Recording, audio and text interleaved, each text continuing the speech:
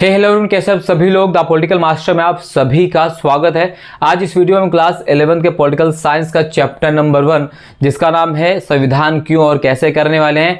इस वीडियो में दोस्तों हम इस चैप्टर के वो सभी इंपॉर्टेंट टॉपिक्स करने वाले हैं जहां से एग्जाम में सीधा सवाल पूछे जाने वाला है। सो प्लीज इस वीडियो को एंड तक जरूर देखिएगा, बीच में इसको बिल्कुल भी मत कीजिए क्योंकि ये पूरी वीडियो जो है नए सिलेबस को ध्यान में रखकर तैयार की गई दोस्तों, जो कि सीबीएसई द्वारा 2022 और 2023 के लिए तैयार किया गया है। तो एंड तक जरूर देखिएगा और वीडियो पसंद आए तो लाइक शेयर कमेंट करना बिल्कुल ना भूले।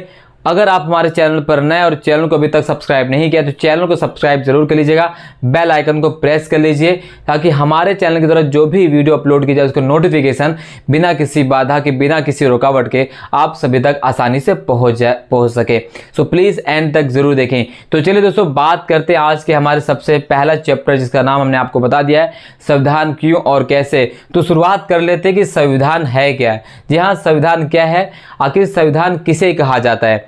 तो अगर हम सिंपल शब्दों में संविधान की व्याख्या करें तो संविधान का सिंपल अर्थ होता है दोस्तों नियमों का एक समूह, नियमों का एक संग्रह, नियमों की एक किताब जिसके अंदर देश की शासन व्यवस्था को चलाने के लिए नियम दिए गए होते हैं। शासन व्यवस्था कैसे चलाई जानी चाहिए, ठीक है, किनको अधिकार दिया जाएगा, किनके पास शासन करने का अधिकार होगा और वो अधिकार कैसे मिलेगा, कौन कौन से नियम होंगे कि जिसका पालन करना अनिवार्य होगा, वो सारी चीज़ें इसी संविधान में दी गई होती हैं। फॉर एग्जाम्पल के लिए अगर हम बात करें, जैसे हमारा एक घर होता है, हमारा एक परिवार होता है, तो परिवार में सदस्य रहते हैं और उन सदस्यों के लिए भी जो हमारे परिवार के बड़े बुजुर्ग होते हैं, माता पिता दादा दादी होते हैं, वो कुछ नियम तय करते हैं और उन्हीं नियमों को पालन करना होता है। जो परिवार के सदस्य होते हैं और नियम पालन का अनिवार्य होता है। उसमें बताया गया होता है कि क्या काम करना सही है, क्या गलत है, किसको करना चाहिए, किसको नहीं करना चाहिए, वो सारी चीज़ें वो हमें बताते हैं और जिसका हम पालन करते हैं। ठीक वैसे ही हमारा भारत, हमारा देश एक परिवार के समान है और उसी परिवार में उसको चलाने के लिए नियमों की आवश्यकता होती है क्योंकि परिवार में व्यक्ति कोई बड़ा होता है, कोई छोटा होता है, अनेक प्रकार के सदस्य रहते हैं। ऐसा तो है नहीं कि परिवार के सभी सदस्य एक समान होते हैं। जैसे हमारे हाथ की पांचों उंगलियां बराबर नहीं है, ठीक वैसे हमारे परिवार के सदस्य भी कभी कभी क्या होते हैं, बराबर नहीं होते हैं, लेकिन फिर भी सभी सदस्यों को समानता मिलती है, समान व्यवहार उनके साथ किया जाता है। तो हमारा देश भी एक परिवार के समान है जिसके सभी सदस्य बराबर नहीं हैं, लेकिन संविधान के माध्यम से उन्हें समान अधिकार प्रदान किए जाते हैं। तो संविधान क्या है, एक नियमों का संग्रह है जिसके माध्यम से देश की शासन व्यवस्था को चलाया जाता है ताकि देश में किसी प्रकार की निरंकुशता या अराजकता ना फैले या जिसकी लाठी उसी के भैंस वाला सिस्टम ना हो जो आज से 200-300 साल पहले होता था जब किसी प्रकार का संविधान नहीं था दोस्तों।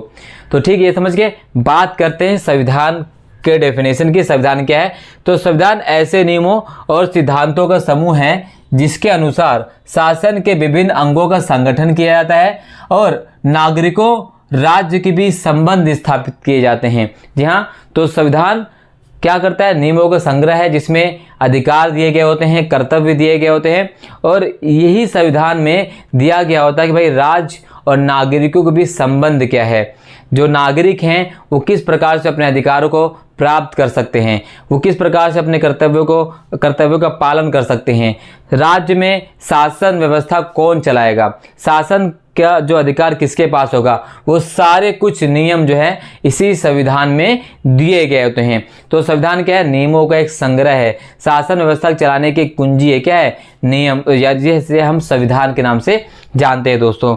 दूसरा सवाल आता है कि क्या बिना संविधान के शासन व्यवस्था को चलाया नहीं जा सकता, तो इसका जवाब है बिना संविधान के शासन व्यवस्था को तो चलाया जा सकता है, बस जिस प्रकार से संविधान के अनुसार शासन व्यवस्था को चलाया जाता है जिसमें किसी प्रकार की कोई असमानता नहीं होती है, किसी प्रकार को कोई भेदभाव नहीं होता है, सभी को समान समझा जाता है, चाहे कि वो किसी भी धर्म, समुदाय, जात, लिंग से, वर्ग से क्यों ना संबंध रखता हो, तो संविधान के रहते हुए उसको सभी को समानता प्रदान की जाती है। लेकिन बिना संविधान के ऐसा नहीं होता है। आज से 200 साल 300 साल पहले जब संविधान नहीं था तो उसमें क्या होता था, सर्वाइवल ऑफ द फिटेस्ट की भावना होती थी। जो ताकतवर है तो वो अपने अधिकारों की मांग तो कर सकता था, जो ताकतवर नहीं था उसे अधिकार नहीं प्रदान किए थे। समाज में वर्ग विभाजन मौजूद था, ब्राह्मण, क्षत्रिय, वैश्य और शूद्र, जिसमें ब्राह्मण को सबसे उच्च माना गया था और जो शूद्र को सबसे नीचा माना गया था।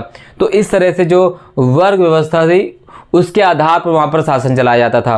ठीक है, कमजोर वर्गों को अधिकार बिल्कुल प्रदान नहीं किए जाते थे, लेकिन संविधान के माध्यम से ऐसा बिल्कुल भी नहीं होता है। संविधान में सभी को समान अधिकार, समान स्वतंत्रता, समान न्याय की जो व्यवस्था होती है सभी को समान रूप से प्रदान की जाती है। तो इसलिए संविधान बेहद जरूरी होता है और इसलिए संविधान के माध्यम से जो शासन चलाया जाता है उसे हम संवैधानिक शासन तंत्र के नाम से जानते हैं। और भारत का एक संवैधानिक लोकतंत्रात्मक शासन है जिसके अंदर सभी को समानता प्रदान की जाती है। ठीक है, इसके अलावा संविधान क्यों जरूरी है और हमें संविधान की आवश्यकता क्यों होती है, तो यहाँ पर आप देख सकते हैं देश के शासन व्यवस्था को सुचारू रूप से चलाने के लिए हमें संविधान की आवश्यकता होती है। संविधान में कानून के शासन की व्यवस्था करता है, यानी जो संविधान होता है वो कानून के शासन की व्यवस्था करता है। ऐसा नहीं है कि भाई राजा है तो राजा विधान पालिका भी है, कार्यपालिका भी है और न्यायपालिका, ऐसा नहीं है। जब संविधान के माध्यम से कोई देश का शासन चलाया जाता है तो उसमें कार्यपालिका, विधान पालिका और न्यायपालिका सभी के कार्यों को बांट दिया जाता है और हर प्रकार का कार्य हर व्यक्ति अलग अलग करते हैं। जैसे विधान पालिका का काम क्या होता है, कानून का निर्माण करना। कार्यपालिका का क्या काम होता है, कानून को लागू करना। और न्यायपालिका का क्या काम होता है, जो कानून का पालन ना करे उसे दंड प्रदान करना। लेकिन जब संविधान लागू नहीं था तो कार्यपालिका का काम, विधान पालिका का काम और न्यायपालिका का काम एक ही व्यक्ति करता जिसे हम राजा या शासक कहते थे, बट संविधान में ऐसा नहीं होता है। तीसरा है देश के नागरिकों के मौलिक अधिकारों की रक्षा करना। संविधान हमारे मौलिक अधिकारों की रक्षा करता है। अब ये कैसे कर सकता है, जैसे आप सभी को पता है भारतीय संविधान का जो अनुच्छेद 32 है, अनुच्छेद 32 के तहत अनुच्छेद 32 में क्या लिखा गया है कि ये है संवैधानिक उपचारों का अधिकार। अगर हमारे मौलिक अधिकारों को किसी प्रकार से कोई भी संस्था, कोई भी सरकार, कोई भी व्यक्ति हनन करता है तो हम सीधा कहाँ जा सकते हैं, न्यायालय में जा सकते हैं, आर्टिकल 32 के तहत। ठीक है, सर्वोच्च न्यायालय में। इसी प्रकार से अनुच्छेद 226 के तहत हम उच्च न्यायालय में जा सकते हैं। तो जो हमारा संविधान है वो हमारे मौलिक अधिकारों की रक्षा भी करता है। तो आपको मुझे कमेंट्स में बताना दोस्तों भारतीय संविधान में कुल कितने प्रकार के मौलिक अधिकार दिए गए हैं। क्लियर, इस तरह सवाल पूछे जाएंगे हमारे पेपर में। अगला टॉपिक, अगला इसमें क्या है कि निरंकुश सत्ता पर प्रतिबंध लगाता है। संविधान क्या करता है, संविधान निरंकुश सत्ता पर क्या लगाता है, प्रतिबंध लगाता है। यानी निरंकुश सत्ता का मतलब क्या होता है, निरंकुश सत्ता का मतलब होता है कि एक राजा है और उसी राजा के पास सारी शक्ति है। यानी राजा क्या होता है, सर्वोच्च शक्तिशाली है जिसके पास सभी शक्तियां मौजूद हैं, उसके अनुसार सारी चीजों को काम किया जाएगा। वही क्या करेगा, नियम बनाएगा, वही लागू भी करेगा, वही दंड प्रदान करेगा। तो राजा क्या हो जाएगा, सर्वशक्तिशाली हो जाएगा। इसे हम निरंकुश शासन तंत्र कहते हैं। और संविधान इसी निरंकुश सत्ता पर क्या लगाता है, प्रतिबंध लगाता है। फॉर एग्जाम्पल के लिए अगर भारत के अंदर कोई पार्टी, कोई राजनीतिक पार्टी के पास इतनी ज़्यादा शक्तियां आ जाए कि वो निरंकुश बन जाए और उसे ना वो किसी एक विशेष तबके के लिए काम करे और दूसरों को छोड़ दे, उसके लिए कोई काम ना करे, तो ऐसी चीज़ पर हमारा संविधान क्या लगाता है, प्रतिबंध लगा देता है। क्लियर। अगला है शांतिपूर्ण ढंग से सत्ता परिवर्तन का साधन बनता है। तो शांतिपूर्ण ढंग से सत्ता का परिवर्तन मतलब क्या होता है, जैसे हमारे यहाँ भारत की अगर हम बात करें तो हर 5 साल बाद चुनाव होते हैं और चुनाव में जिस पार्टी को सबसे ज़्यादा मत मिलता है वही पार्टी शासन करती, वही पार्टी अगले 5 साल तक चुनाव के बाद शासन करती भारत में।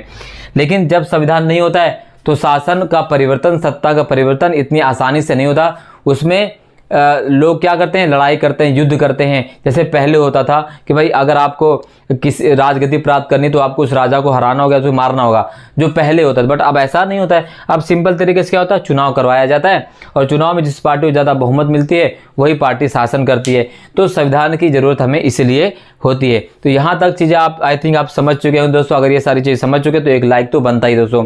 अब बात कर लेते हैं हम भारत के संविधान की, कि जो भारत का संविधान है वो अस्तित्व में कैसा है, उसका निर्माण की प्रक्रिया कैसे रही, आखिर संविधान बना कैसे, संविधान के बनने में कौन कौन सी चीज़ें शामिल की गई, हमारा संविधान कहाँ कहाँ से लिया गया है और कौन कौन सी चीज़ें संविधान के तहत हमने की हैं। तो शुरुआत करते हैं दोस्तों पहली बार संविधान की मांग की।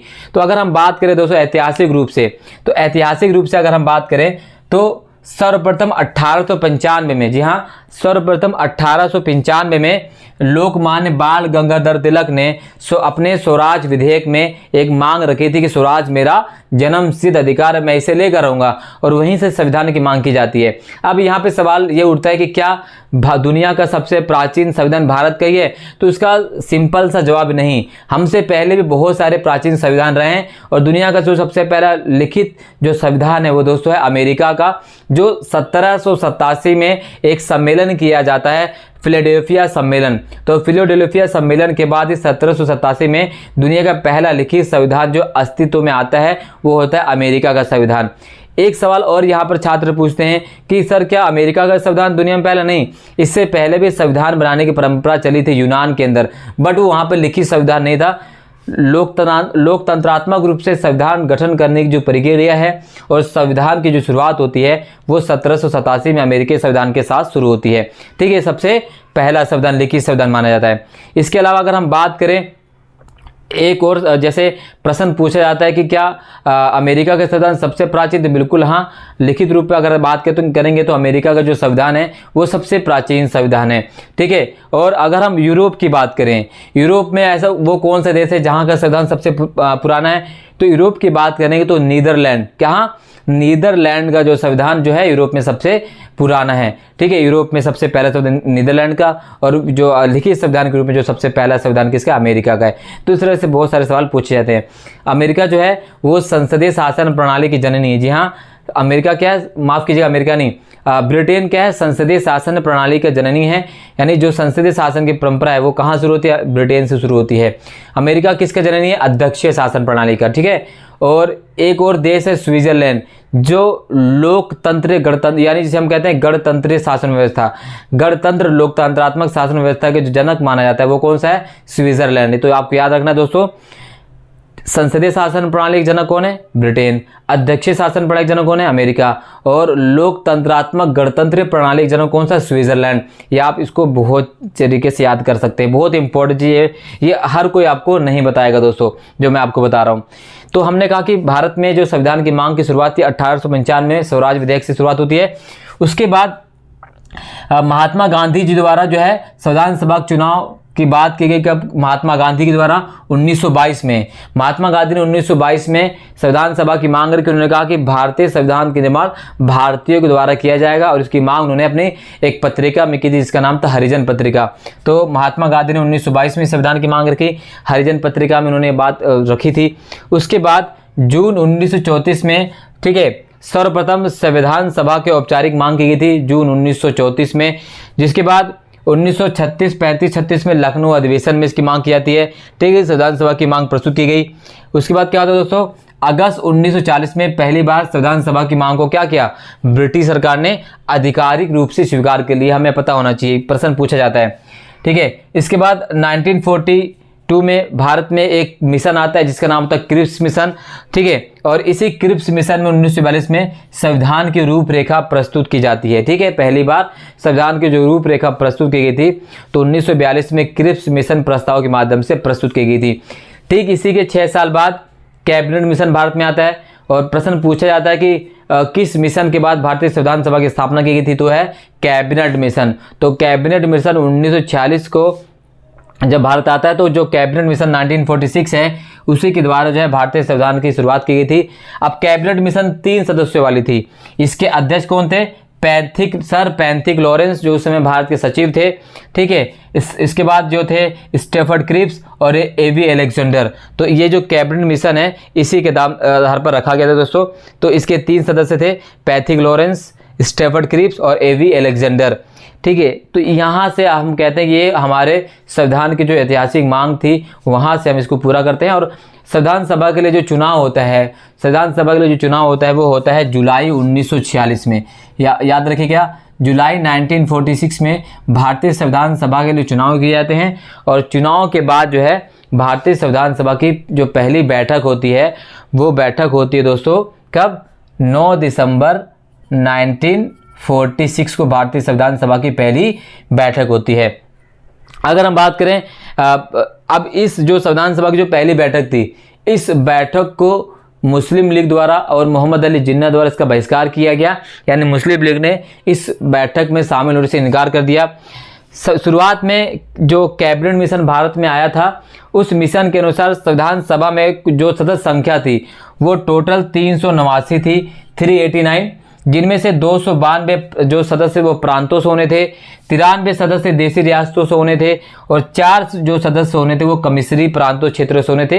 हालांकि बाद में 1946 में जब पहला मीटिंग होती है, संविधान सभा की पहली बैठक होती है, तो उस बैठक को मुस्लिम लीग द्वारा जो है अस्वीकार कर दिया जाता है और बाद में संविधान सभा की जो सदस्य संख्या थी वो घटकर कम हो जाती है। कम कितनी होती है वो हम इसके नेक्स्ट पार्ट में सारी चीज़ें करने वाले हैं। अभी फिलहाल देख लेते हैं कि संविधान सभा की प्रथम बैठक कब होती है। तो संविधान सभा की जो पहली बैठक होती है वो 9 दिसंबर 1946 को होती है और इस बैठक की जो अध्यक्षता करते हैं वो करते हैं डॉक्टर सच्चिदानंद सिन्हा। जी हाँ, इस बैठक की अध्यक्षता कौन करते हैं? डॉक्टर सच्चिदानंद सिन्हा। क्योंकि जो डॉक्टर सच्चिदानंद सिन्हा थे वो उस लोकसभा की अगर हम बात करें तो सबसे वरिष्ठ सदस्य थे। तो प्रश्न पूछा जाता है तो भारत में संविधान सभा के सदस्य जो अध्यक्ष उसका पद कहाँ से लिया है? तो हमने लिया है कहाँ से? फ्रांस के संविधान से। तो उस समय डॉक्टर सच्चिदानंद सिन्हा वरिष्ठ थे तो इनको अध्यक्ष बनाया गया। बट ये क्या थे? अस्थायी थे। यहाँ पर बच्चे बहुत ज़्यादा कन्फ्यूजन में होते हैं कि भारतीय संविधान सभा के पहले स्थायी या अस्थायी अध्यक्ष कौन थे। तो पहले अस्थायी कौन थे? डॉक्टर सच्चिदानंद सिन्हा। उसके 2 दिन बाद क्या होता है दोस्तों? 11 दिसंबर 1946 को डॉक्टर राजेंद्र प्रसाद को संविधान सभा का स्थायी अध्यक्ष चुन लिया जाता है। जी हाँ, 11 दिसंबर 1946 को डॉक्टर राजेंद्र प्रसाद को भारतीय संविधान सभा का स्थायी अध्यक्ष चुन लिया जाता है। ठीक है, स्थायी अध्यक्ष। अस्थायी कौन थे पहले? वो हैं डॉक्टर सच्चिदानंद सिन्हा। स्थायी कौन है? डॉक्टर राजेंद्र प्रसाद। ठीक है, इसके अलावा अगर हम बात करें तो बी.एन. राव को भारतीय संविधान सभा का संवैधानिक सलाहकार चुना गया। जी हाँ, बी.एन. राव को भारतीय संविधान सभा का जो है संवैधानिक सलाहकार चुना गया। तो यहाँ से स्थिति शुरू होती है। उसके बाद दोस्तों एक बहुत इंपॉर्टेंट क्वेश्चन पूछा जाता है, वो होता है उद्देश्य प्रस्ताव को लेकर। जी हाँ, वही उद्देश्य प्रस्ताव जिसे आज हम प्रेम्बल, ठीक है, कॉन्स्टिट्यूशन का प्रेम्बल प्रस्तावना के नाम से जानते हैं, वो उद्देश्य प्रस्ताव। तो उद्देश्य प्रस्ताव कब पेश किया गया? तो उद्देश्य प्रस्ताव पेश किया गया था 13 दिसंबर 1946 को। जी हाँ, 13 दिसंबर 1946 को उद्देश्य प्रस्ताव पेश किया गया। और उद्देश्य प्रस्ताव किसने पेश किया? तो उद्देश्य प्रस्ताव पेश करते हैं पंडित जवाहरलाल नेहरू।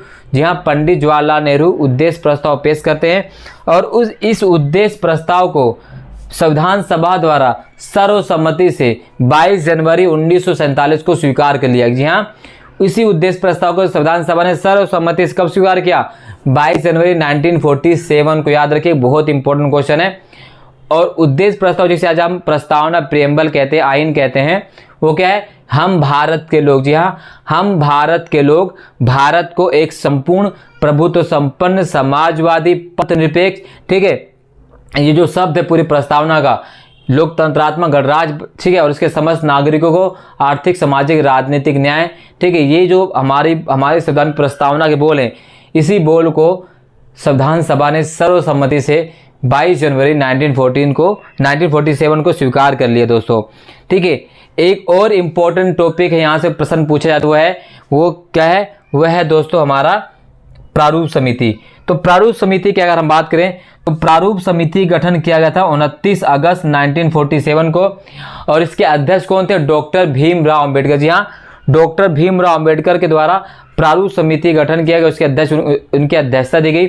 इसके अलावा भी संविधान में और सारी समितियां थी, जैसे प्रांकलन समिति, संविधान समिति, बहुत सारी समिति, लेकिन सबसे महत्वपूर्ण समिति क्या थी? प्रारूप समिति, जिसका काम क्या था? जिसका काम था संविधान का प्रारूप प्रस्तुत करना।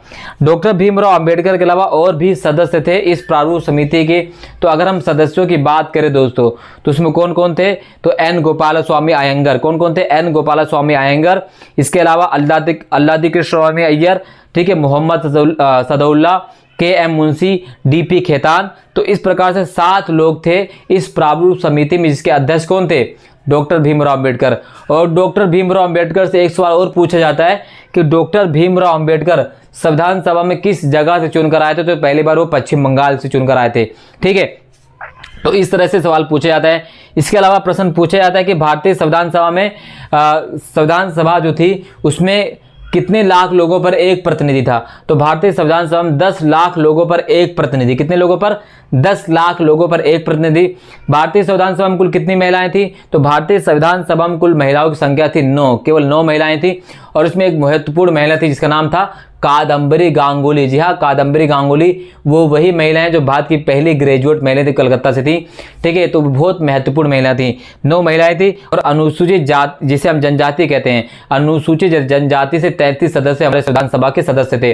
तो हमारी जो संविधान सभा थी बहुत महत्वपूर्ण दोस्तों, उसमें हर वर्ग हर तबके के लोगों को शामिल किया गया था। आने वाली वीडियो में और सारी चीज़ें हम बताने वाले, नेक्स्ट पार्ट में इसके बताएंगे दोस्तों। बहरहाल अभी के लिए ये सारी चीज़ें हैं। ठीक है, तो संविधान सभा कि ये सभी सदस्य मिलकर काम करते रहे। संविधान सभा जो दोस्तों है, हमारा जो पूरा संविधान है वो 26 नवंबर 1949, जी हाँ कब? 26 नवंबर 1949 को बनकर तैयार हो जाता है। और जिसे 26 जनवरी 1950 को भारतीय संविधान को लागू कर दिया जाता है। बनकर तैयार कब होता है? 26 नवंबर 1949। लागू कब किया जाता है? 26 जनवरी 1950। एक सवाल ये भी पूछा जाता है कि भारतीय संविधान जो है बनकर 26 नवंबर 1949 को तैयार हो गया था, तो उसे लागू बाद में क्यों किया गया? ये आपको मुझे कमेंट बॉक्स में बताना है। जो नेक्स्ट पार्ट में दोस्तों डेफिनेटली मैं तो कवर करूंगा। ये सारी चीज़ें आपको पता होनी चाहिए दोस्तों। इसके अलावा अगर हम बात करें कि दोस्तों एक और इम्पोर्टेंट क्वेश्चन यहाँ से पूछा जाता है कि भारतीय संविधान में कुल कितने सदस्यों के हस्ताक्षर थे? तो भारतीय संविधान में जो सदस्यों ने हस्ताक्षर किए थे उसमें जो उपस्थित थे वो तो 284। तो 284 सदस्यों ने भारतीय संविधान सभा पे संविधान में हस्ताक्षर किया। उन्हीं के बाद हस्ताक्षर करने के बाद हमारे संविधान को लागू किया गया। अब सवाल बनता है कि भारतीय संविधान, जिसे मूल संविधान कहा जाता है, उस मूल संविधान में कुल कितने अनुच्छेद थे? तो भारतीय मूल संविधान में 395 अनुच्छेद थे दोस्तों। मूल संविधान में 22 भाग में हमारा संविधान बांटा गया था और 8 अनुसूचियां थी। लेकिन वर्तमान में अगर हम बात करें तो ये अनुसूचियों की संख्या बढ़कर कितनी हो गई है? ये जो 8 अनुसूचियां इनकी संख्या बढ़कर दोस्तों 12 हो गई है। जो 22 भाग थे इनकी संख्या 25 हो गई है और अनुच्छेद 450 से ज़्यादा हो चुके हैं। तो ये वर्तमान की अगर हम बात करें तो ये कुछ इंपॉर्टेंट फैक्ट हैं, कुछ इंपॉर्टेंट टॉपिक थे दोस्तों जो इस चैप्टर के अभी तक हमने किए। आने वाले पार्ट में दोस्तों हम देखेंगे कि भारतीय संविधान का जो है वो कहाँ से लिया गया, उद्देश्य प्रस्ताव क्या है, भारतीय संविधान की विशेषताएं क्या हैं, लिखित संविधान क्या होता है, अलिखित संविधान क्या होता है, वो सारी चीज़ें हम बात करने वाले हैं नेक्स्ट पार्ट में। तो अगर आपको वीडियो पसंद आए तो आप चैनल को सब्सक्राइब जरूर कर लीजिएगा, वीडियो को लाइक कर दीजिए, शेयर कर दीजिए। और नेक्स्ट पार्ट जल्दी आने वाला है दोस्तों। तब तक के लिए बहुत बहुत धन्यवाद। जय हिंद।